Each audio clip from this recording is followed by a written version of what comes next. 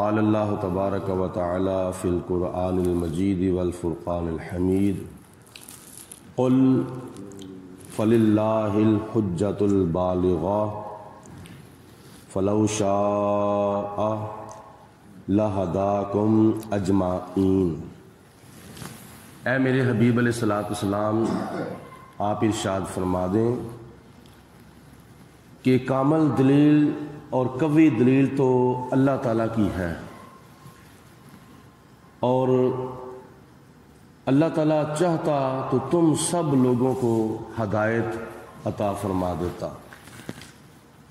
یعنی اس آیت مبارکہ کا خلاصہ یہ ہے کہ اے میرے حبیب علیہ الصلوۃ والسلام، آپ ان کفار مکہ کو ارشاد فرما دیں کہ اللہ تعالیٰ اگر چاہتا تو تم سب لوگوں کو ہدایت پر جمع فرما دیتا، اور کامل اور قوی دلیل جو ہے وہ اللہ تعالیٰ کی ہی ہے۔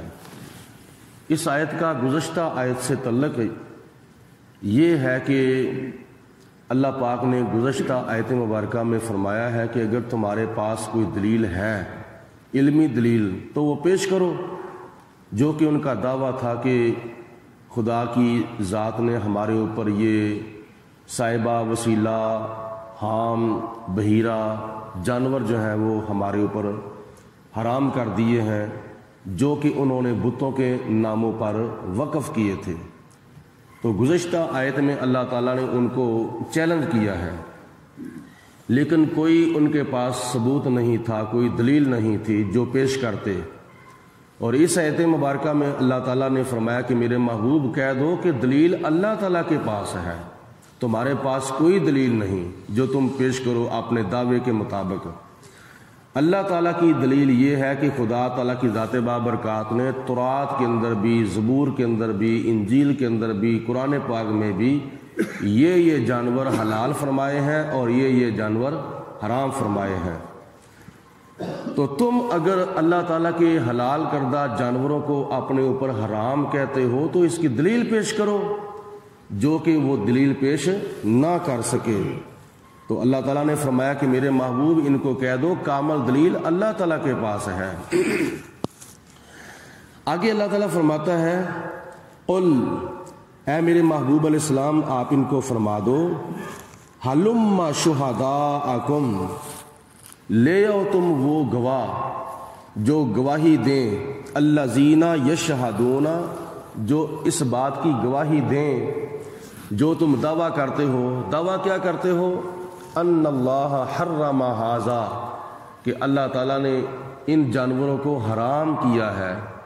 کن جانوروں کو؟ جو انہوں نے اپنے بتوں کے ناموں پر پالے ہوئے تھے۔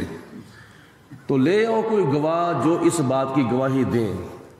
فَإِن شَاهِدُوا فَلَا تَشْهَدْ مَعَهُمْ، اے قرآن پاک پڑھنے والو، اے قرآن پاک سننے والو، اگر وہ جھوٹی گواہی پیش کر بھی دیں، کیونکہ کئی لوگ جھوٹی گواہیاں بھی تو دے دیتے ہیں نا، اور جھوٹی گواہی دینا یہ اللہ تعالیٰ کی لعنت حاصل کرنے کا ذریعہ اور سبب ہے، کیونکہ خدا تعالیٰ نے فرمایا لعنت اللہ علی الکاذبین، اللہ تعالیٰ نے جھوٹوں کے اوپر لعنت فرمائی ہے۔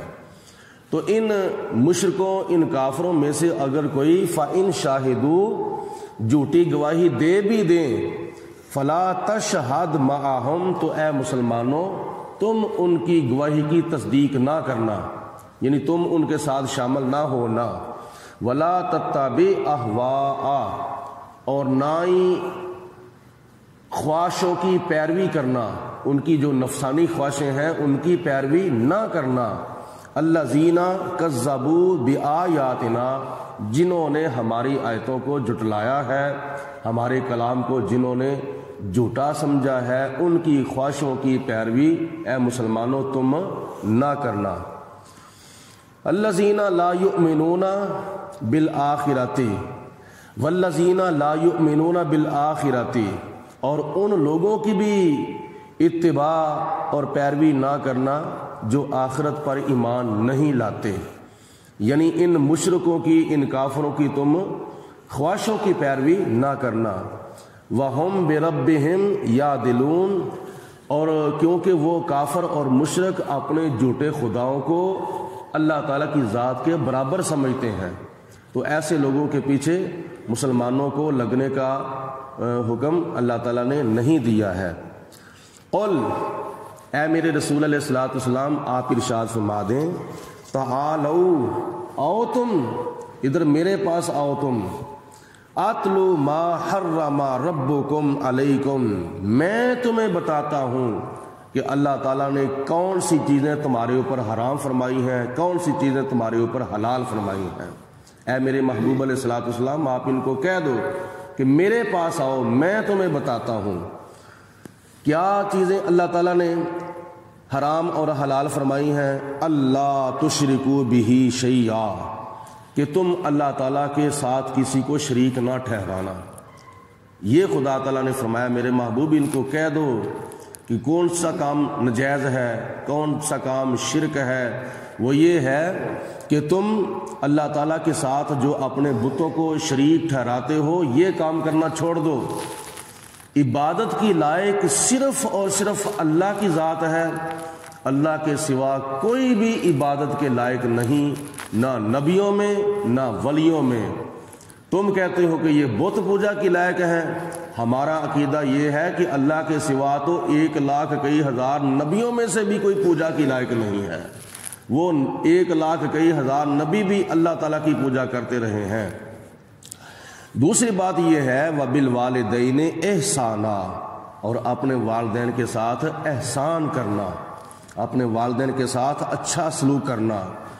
ایک ہوتا ہے اپنے والدین کے ساتھ مدد کرنا، عزت کرنا، اطاعت کرنا، تو اللہ تعالیٰ نے لفظ ہی ایسا استعمال فرمایا ہے جس کے اندر عزت بھی آ جاتی ہے، جس کے اندر اطاعت بھی آ جاتی ہے، اور جس کے اندر خدمت بھی آ جاتی ہے، وہ ہے لفظ احسان۔ اپنے والدین کے ساتھ احسان کرنا، اور احسان بھی تب ہوگا کہ جب والدین کے احسانات سے بڑھ کر والدین کے ساتھ احسان کیا جائے تو پھر یہ احسان ہوگا، ورنہ ہم اپنے والدین کے احسانات کی فہرست بتانا شروع کر دیں تو یہ کافی لمبی فہرست ہے۔ کب سے والدین کے احسانات ہمارے اوپر شروع ہوئے ہیں؟ ابھی ہم پیدا ہی نہیں ہوئے تھے، ابھی ہم اپنی ماں کے پیٹ میں تھے تو والدین کے احسانات ہمارے اوپر شروع ہو گئے تھے، پھر ہم پیدا ہوئے اور یہ بھی ہمارے اوپر والدین کا احسان ہے، بچپن گزاری، جوانی گزاری، اور حتیٰ کہ والدین اپنی اولاد کی شادی کرتے ہیں، شادی کرنے کے بعد پھر اپنی اولاد کی اولاد سے پیار کرتے ہیں، یعنی اپنے پوتروں سے اور اپنی پوتریوں سے والدین پیار کرتے ہیں، یہ بھی والدین کا احسان ہے۔ کہاں تک والدین کے احسانات ہیں؟ وَبِالْوَالِدَيْنِ احسانا، اور تم اپنے والدین کے ساتھ اچھا سلوک کرتے رہو۔ وَلَا تَقْتُلُوا أَوْلَادَكُمْ مِنْ إِمْلَاقٍ، اور اپنی اولاد کو تنگ دستی کے سبب قتل نہ کرو۔ یہ نہ خیال کرو کہ ہماری اولادیں اتنی ہو چکی ہیں، ہمارے بچے اتنے ہو چکے ہیں اور ہماری بچیاں اتنی ہو چکی ہیں، ہم کیسے کمائیں گے، کیسے ان کا پیٹ پالیں گے، کیسے ان کی پرورش کریں گے، یہ تعداد زیادہ ہوگی ہے۔ اللہ تعالیٰ فرماتا ہے نہ، خدا کی ذات بابرکات نے اولاد کو قتل کرنے کا حکم نہیں دیا، جیسا کہ زمانہ جاہلیت میں حضور علیہ الصلوۃ والسلام کی تشریف آوری سے پہلے عرب لوگ اپنی بچیوں کو زندہ دفن کر دیتے تھے، اور اس کام سے اللہ تعالیٰ نے منع فرمایا ہے۔ رہی بات اگر تمہیں فکر ہے کہ ہم ان کو پالیں گے کیسے، ہمارے پاس اتنے وسائل نہیں، تو اللہ تعالیٰ نے اس کی وضاحت آگے فرمائی ہے، نحن نرزقکم وإیاہم، ہم تمہیں بھی رزق عطا فرمائیں گے اور تمہاری اولاد کو بھی رزق عطا فرمائیں گے، ہم تمہارے بھی رازق ہیں اور تمہاری اولاد کے بھی رازق ہیں۔ ولا تقربوا الفواحش، اور تم بے حیائی کے قریب بھی نہ جانا۔ بے حیائی کا ارتکاب کرنا تو درکنار، اللہ فرماتا ہے ولا تقربوا الفواحش، اور تم بے حیائیوں کے قریب بھی نہ جانا، یعنی ان کا سوچنا بھی نہ۔ ما ظاہر منہا، جو بے حیائی ظاہر ہو، وما باطنا، اور جو بے حیائی باطن ہو، یعنی ظاہری طور پر بھی بے حیائی نہ کرنا اور چھپ کر بھی بے حیائی نہ کرنا۔ وَلَا تَقْتُلُوا النَّفْسَ الَّتِي حَرَّمَ اللَّهُ إِلَّا بِالْحَقِّ، اور جس جان کو اللہ تعالیٰ نے قتل کرنا حرام فرمایا ہے اس کو بغیر کسی وجہ کے، بغیر حق کے اس کو قتل نہ کرنا، بغیر قصور کے اس کو قتل نہ کرنا۔ کچھ آپشن اللہ تعالیٰ کی ذات نے دیے ہیں، جیسے کہ قتل کے بدلے قتل کیا جاتا ہے جس کو شریعت کی اصطلاح میں قصاص کہتے ہیں، اور اس کے علاوہ گستاخ رسول کو قتل کرنا یہ عذرو قرآن و حدیث جائز ہے، اور اس کے علاوہ مرتد کو قتل کرنا یہ بھی عذرو قرآن و حدیث جائز ہے۔ اسی طرح بغیر قصور کے نہ کسی انسان کو مارا جا سکتا ہے نہ کسی حیوان کو مارا جا سکتا ہے۔ ذالکم وصاکم بہ، اور اللہ تعالیٰ تمہیں ایسی باتوں کی وصیت فرماتا ہے لعلکم تعقلون، تاکہ تم